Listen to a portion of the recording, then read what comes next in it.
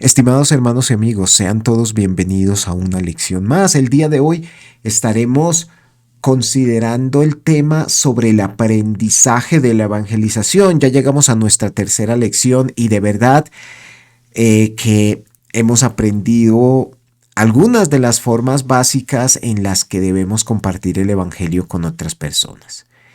Y una de esas maneras, como podemos llevar o alcanzar la verdad a todos aquellos que la desconocen, es a través de la predicación de Jesucristo. Cuando hablamos acerca de la persona y de la obra de Jesús, al menos aseguraremos una mejor recepción entre todos aquellos que verdaderamente buscan del Señor. Recordemos que hoy en día, lastimosamente, tristemente, existe una connotación muy negativa en torno a las distintas religiones que existen, a las variadas iglesias que nos rodean e incluso a los líderes religiosos que pululan. Por eso hablar de Jesucristo en dado momento nos permitirá tener una mejor atención entre las personas que podamos acercarnos. Y es por ello que el argumento que quisiera compartir con ustedes el día de hoy se relaciona precisamente con Jesús de Nazaret y con algunos aspectos muy puntuales en relación a su ministerio. El primero de todos ellos, o el primero de los que quiero considerar en este día, tiene que ver con las obras de Jesús. Y es que uno de los más sencillos pero poderosos argumentos a los cuales podemos apelar en relación con Jesús de Nazaret tiene que ver con sus obras poderosas.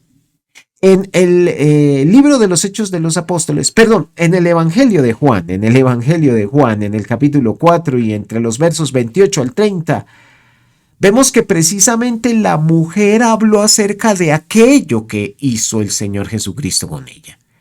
Ella en Juan 4:29 manifestó a los hombres de su ciudad que había conocido a un hombre que le había dicho todo en relación con ella. Se preguntaba entonces, ¿no será este el Cristo? Y esa duda, razonable por supuesto, llevó a que los hombres de Samaria vinieran a la presencia del Señor. Poco más adelante, también en el contexto espiritual, en el contexto bíblico, en el Evangelio de Marcos, en el capítulo 5 y en el verso número 20, vemos que el Señor Jesucristo envía a aquel hombre que ha liberado a su familia, a las distintas personas que le rodeaban. Y este, sin lugar a dudas, fue y comenzó a publicar en Decápolis las grandes cosas que Jesús había hecho con él. El endemoniado gadareno nos confirma la importancia de compartir con otras personas esas cosas buenas que Jesús ha hecho en nuestras vidas. Lo mismo podemos observar en Hechos de los Apóstoles 2:22, cuando el apóstol Pedro habla de las grandes maravillas, prodigios y señales, es decir, los milagros de Jesús, que precisamente él hizo delante de ellos mismos, como todos lo sabían. La obra del Señor Jesucristo fue evidente para todos los hombres. Así entonces, mis hermanos y amigos que me escuchan, cuando hablamos acerca de las obras de nuestro Señor Jesucristo, confirmamos sin lugar a dudas, por un lado, su enorme poder, pero por otro, su inmensa misericordia para con nosotros. Y digo esto porque sin lugar a dudas nuestro Señor también ha hecho grandes cosas por nosotros. Y si el Señor en nuestra propia vida ha manifestado tanto su poder como su misericordia a través de grandes o poderosas obras, pues compartámoslas con otras personas. No hay duda de que un testimonio personal o particular, esa situación que hayamos vivido en nuestra propia carne, en nuestra experiencia, más íntima, permitirá que otras personas puedan no solamente escucharnos, sino experimentar también el mismo poder y amor que tiene Jesús de Nazaret. En segundo lugar, quisiera hablar acerca de la muerte de nuestro Señor Jesucristo, porque cuando nosotros vamos a las páginas de las Escrituras, si algo observamos, o a las páginas del Evangelio, si algo vemos es que muchos de los hombres de Dios hablaron precisamente acerca de la muerte de Jesús. Y así lo vemos en textos como Hechos de los Apóstoles capítulo 2 versículo 23, donde el apóstol Pablo, en aquel día del Pentecostés, habló acerca de cómo aquellas personas prendieron y mataron a Jesús de Nazaret mismo. Es decir, ellos cumplieron las profecías que con bastante anticipación habían sido anunciadas al darle muerte a Jesucristo. En 1 Corintios, en el capítulo 2 y en el verso número 2, el apóstol Pablo escribe de una manera sencilla pero tajante. Me propuse no saber entre vosotros cosa alguna sino a Jesucristo y a este crucificado.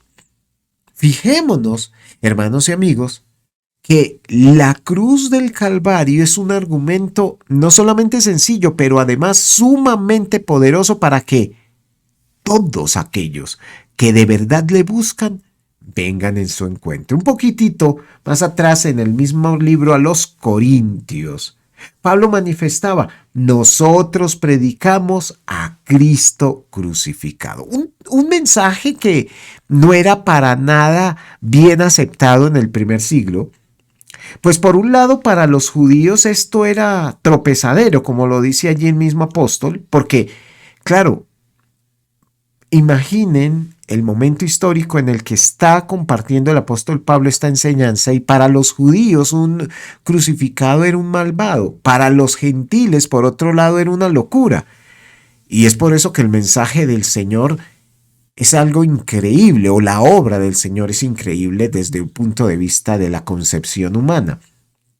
Sin embargo, y volviendo a nuestro tema, hay que resaltar la enseñanza de la cruz, porque es que a través de ella tenemos grandes y variados beneficios.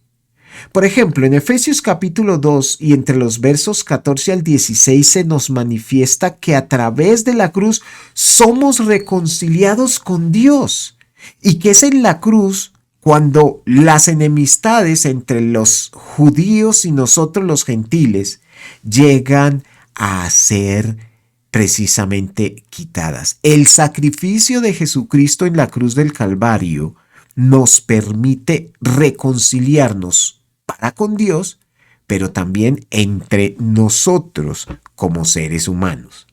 Un poquitito más adelante, el escritor de la epístola a los Hebreos nos dice que a través de la voluntad de Jesús, y esto incluye, por supuesto, su muerte, porque en la muerte de Jesús, de la cruz, Jesús se ofrece como ese sacrificio para que podamos ser santificados. Esto es increíble, porque nosotros desde siempre fuimos pecadores, algunos más que otros, pero es por medio de la cruz que nuestro pecado es quitado, y es en la cruz del Calvario también como somos restaurados. Bueno, acerca de esto mismo, el apóstol Pedro en Primera de Pedro capítulo 1, entre los versos 17 al 19, nos habla de que la sangre de Cristo precisamente nos rescata de esa terrible manera de vivir, del pecado, de la condenación. Entonces, como puede observarse, son varios, pero también dinámicos y muy notables los beneficios que podemos obtener a partir de la crucifixión. No debemos de entonces quitarla de nuestra enseñanza, no debemos prescindir de ella en relación con el compartir el Evangelio con los demás. La redención, es decir, la salvación, se hace claramente visible a través del sacrificio de Jesús. Y finalmente hablemos de la resurrección de Cristo, porque este es seguramente el más poderoso de los argumentos que nosotros pudiéramos compartir con las demás personas. Fijémonos cómo el apóstol Pablo en 1 Corintios 15, del 13 al 14, hablaba de que si no habría resurrección o de que si Cristo no hubiese resucitado, nuestra fe, nuestra predicación, nuestro testimonio como cristianos resultaría más que pobre, vano, es decir, sin fundamento, sin esperanza. Es la resurrección lo que nos permite precisamente ser más dinámicos y más firmes en aquello que enseñamos o que hacemos. En Romanos 6, del 3 al 5, se nos habla cómo el bautismo, por medio del cual podemos alcanzar la salvación, es una imagen o una representación precisamente de la muerte y de la resurrección. Y es por ello que el versículo 5 de Romanos 6 nos dice que así como fuimos plantados con Cristo en semejanza de su muerte, también lo seremos en la de su resurrección. No hay duda entonces de que son enormes los beneficios que nosotros podemos observar a través de la cruz del Calvario. Y por ello, cuando hablamos de la resurrección de Jesucristo, estamos implicando con ello que Jesús es el Hijo de Dios, porque ningún ser humano a lo largo de la historia sobre la faz de esta tierra en que vivimos ha podido resucitar por sí mismo de los muertos. Otros habrán resucitado, pero porque alguien permitió la resurrección, como lo vemos en dado momento en la palabra. Pero el hecho de ser resucitado es, sin lugar a dudas, un acto que confirma, que prueba tajantemente la naturaleza de Jesús, la divinidad del Nazareno. Por ello, hermanos, amigos que me escuchan, necesitamos hablar de Jesús y de cómo resucitó al tercer día de entre los muertos, de esas pruebas indubitables que a lo largo del mismo Evangelio nos permiten confirmar esto mismo, porque precisamente la resurrección afianza o afirma el testimonio o la argumentación que en dado momento podamos nosotros presentar a todos aquellos que nos rodean. Teniendo en cuenta estas cosas, digamos a manera de conclusión que una de las mejores formas de evangelizar a otras personas, sin lugar a dudas, es por medio o a través de la predicación de Jesucristo. La gente, como les dije al principio en la introducción de esta enseñanza, está cansada de escuchar acerca de religiones, de distinto tipo de doctrinas, o incluso de las iglesias que pululan en nuestro mundo. Pero cuando hablamos de Jesucristo, seguramente tendremos una mejor recepción al mensaje, porque es de Cristo quien debemos hablar. A eso los invitamos, o a eso los quiero invitar, a que hablemos de Cristo, a que compartamos con las personas que nos rodean a Jesús de Nazaret, para con ello poder tener un mejor argumento, uno sin lugar a dudas claro, sencillo, fácil de entender, pero también posible, dinámico, que nos invite, que nos anime y nos ofrezca esperanzas para que de esa forma podamos abrazar la fe y reconocer la verdad que está ligada necesariamente a Jesucristo. Así entonces, hermanos y amigos que me escuchan, les quiero agradecer enormemente por su amable atención y espero que esta lección haya sido fiel al mensaje que el Señor nos ha revelado en su palabra y haya sido también de enorme edificación para todos ustedes. Hablemos acerca de las obras maravillosas de Jesús, de la muerte expiatoria de Jesús y de su resurrección para tener mayor esperanza. Muchas gracias nuevamente por su atención. Dios les bendiga.